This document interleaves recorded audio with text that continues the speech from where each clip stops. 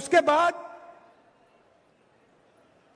दूसरा भाषण दिया, प्रेस कॉन्फ्रेंस की तारीखें आप मिला लीजिए।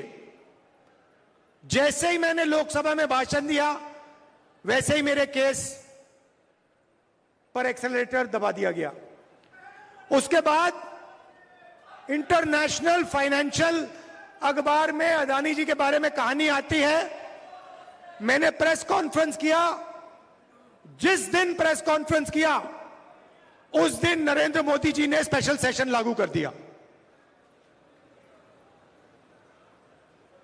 और पहले महिला आरक्षण की बात नहीं थी।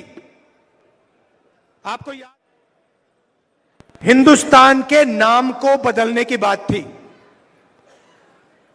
याद है आपको?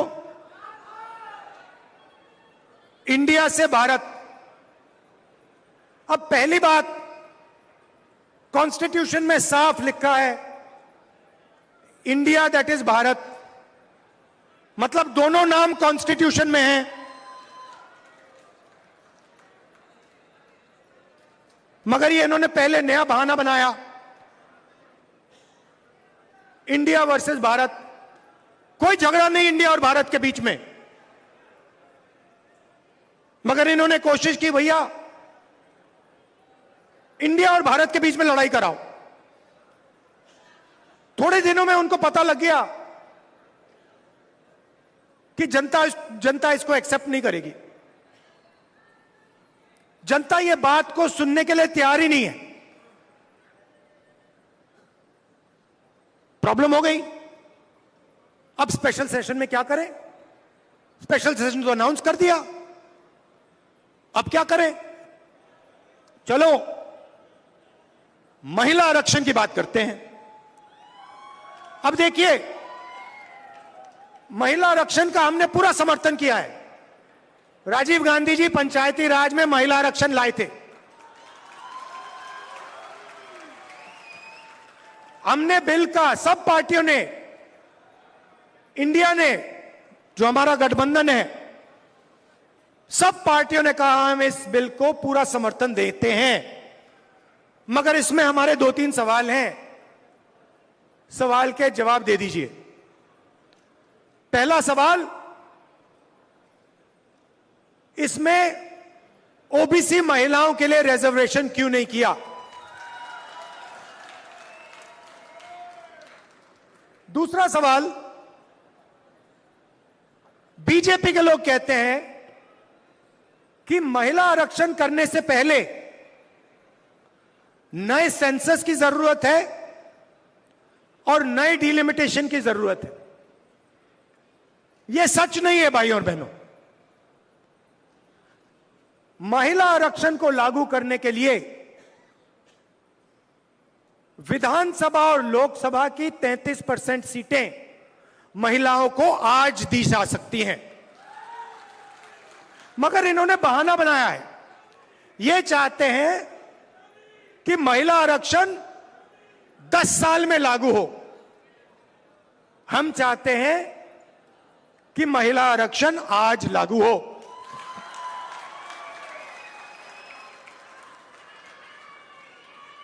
और ओबीसी महिलाओं को महिला आरक्षण का फायदा मिले।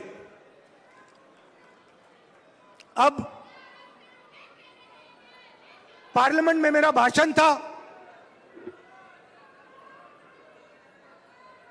तो भाषण के लिए मैंने थोड़ी रिसर्च की।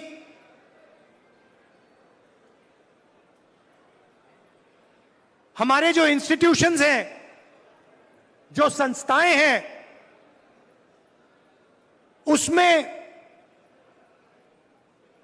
ओबीसी वर्ग की, दलित वर्ग की, आदिवासी वर्ग की क्या भागीदारी है? तो मैंने क्या किया, हिंदुस्तान को 90 लोग चलाते हैं। हिंदुस्तान को, आज के हिंदुस्तान को एमएलए और एमपी नहीं चलाते हैं। आज के हिंदुस्तान को प्रधानमंत्री 90 अफसरों के साथ चलाते हैं। वो कौन है? वो हिंदुस्तान की सरकार के सेक्रेटरीज हैं। हर मिनिस्ट्री को, सेंट्रल मिनिस्ट्री को सेक्रेटरी चलाते हैं।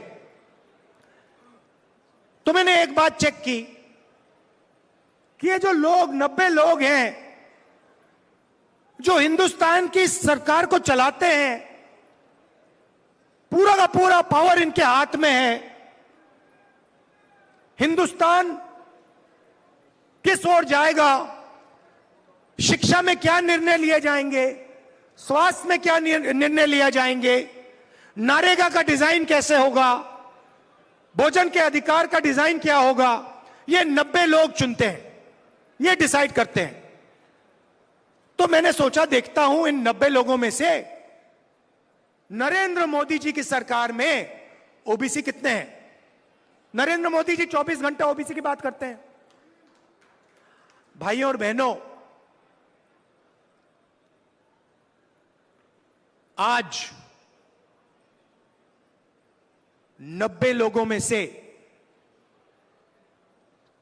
3 लोग ओबीसी वर्ग के हैं।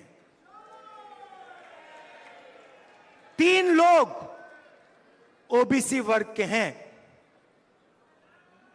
और बात सुनिए, वो 3 लोग हिंदुस्तान के सिर्फ 5% बजट पे निर्णय लेते हैं।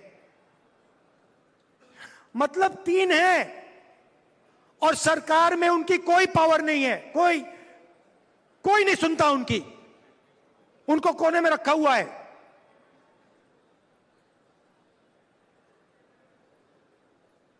तो फिर पार्लियामेंट में मैंने एक और सवाल पूछा जो शायद हिंदुस्तान के लिए, ओबीसी वर्ग के लिए सबसे महत्वपूर्ण सवाल है, और वो ये है कि इस देश में ओबीसी कितने हैं, दलित कितने हैं, आदिवासी कितने हैं, कौन से समाज के कितने लोग हैं। और ये सवाल का जवाब सिर्फ कास्ट सेंसस से मिल सकता है।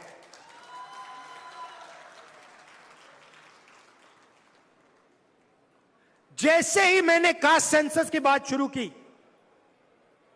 पार्लियामेंट हाउस में, आप देख लेना,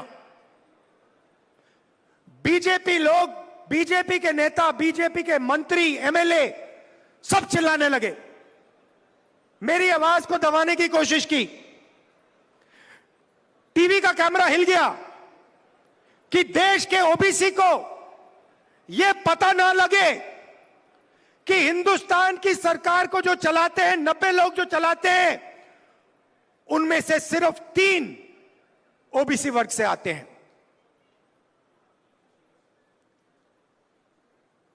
नरेंद्र मोदी जी, बीजेपी अदानी जी से डरते हैं। अदानी जी शब्द को अगर विपक्ष का कोई बोलता है, बीजेपी के कार्यकर्ता, प्रधानमंत्री, मंत्री सब हिलने लगते हैं, टीवी ऑफ हो जाता है, माइक बंद हो जाता है।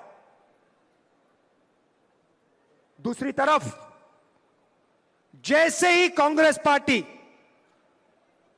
कास्ट सेंसस की बात करती है, जो मैंने बात उठाई पार्लियामेंट हाउस में, 90 लोगों में से 3 लोग ओबीसी क्यों हैं?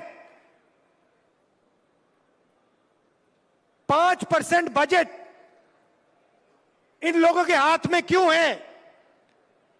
क्या ओबीसी की आबादी 5% है?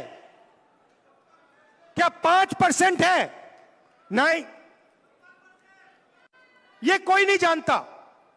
कोई कहता है 50%, कोई कहता है 45%, कोई कहता है 55%। मैं सिर्फ ये कह रहा हूं, किसी को चोट लगती है, पहला काम क्या करते हैं? पहला काम अस्पताल में ले जाते हैं, कहते भैया एक्सरे करो, एक्सरे करो, पता लगाओ कि असलियत क्या है। हड्डी टूटी है, हां या ना? कौन सी हड्डी टूटी है? का सेंसस भाई और बहनों एक्सरे है।